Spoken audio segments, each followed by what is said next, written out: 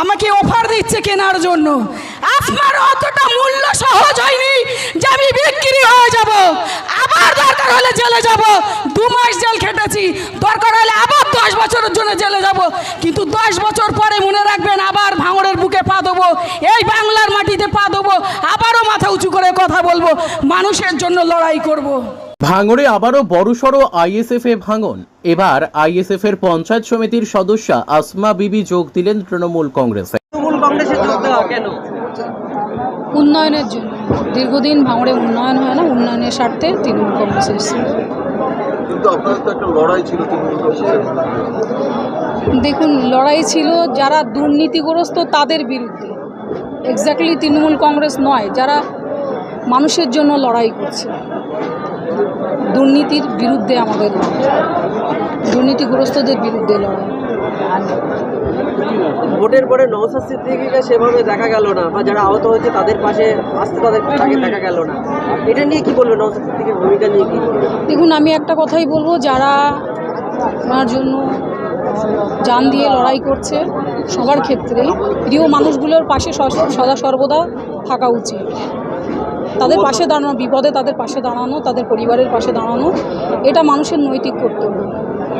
2 বছর ধরে আপনারা অনেক স্বপ্ন দেখালেন ভাঙড়ের মানুষকে, নওশাদ সিদ্দিকী সাহেব স্বপ্ন দেখালেন, সেগুলোর তাহলে ভবিষ্যৎ?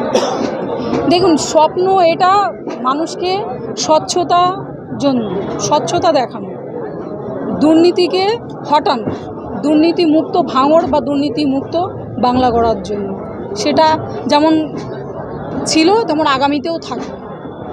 আমরা তো মানুষের জন্য সবসময় এটা বলি, মানুষের অধিকারের জন্য লড়াই করছি।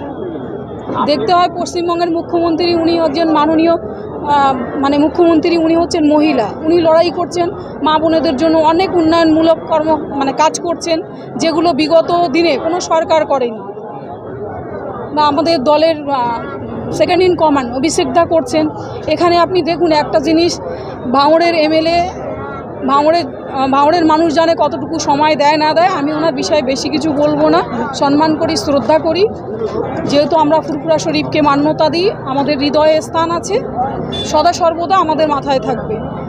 সেই সঙ্গে বলবো, আমাদের ক্যানিনপুর পাশের বিধায়ক তো শওকতদা, উনি কিন্তু ভাঙড়ে মাটি কামড়ে পড়ে আছেন, এটা আমরা দেখছি, যেটা বাস্তব কথা বলতে তো অসুবিধা নেই। মাটি কামড়ে পড়ে থেকে লড়াই করেছে, যে লড়াইটা আমাদের দেওয়া উচিত ছিল সেটা আমরা মনে করি যে আমরা সেইভাবে দিতে পারিনি, কিন্তু উনি দিয়েছেন। ভাঙড়ের মানুষের পাশে কিন্তু সদা সর্বদা থেকেছেন। আইএসএফ থেকে পঞ্চায়েত সমিতির মেম্বার হিসেবে পরিষেবা দিতে পারেননি, তৃণমূলে কি পারবেন সেই পরিষেবাটা মানুষকে দিতে?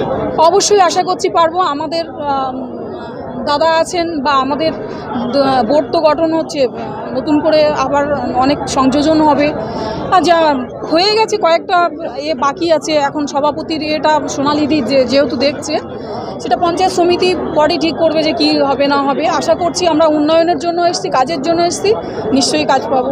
যাদের ভোটে জয়লাভ করেছেন তাদের উদ্দেশ্যে কিছু বলবেন? কারণ তাদের মধ্যে তো একটা ক্ষোভের সৃষ্টি হবে।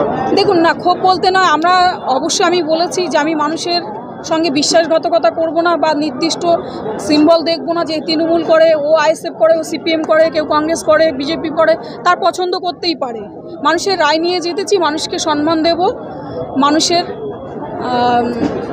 কথা অনুযায়ী কাজ করব, মানুষকে নিয়ে চলব।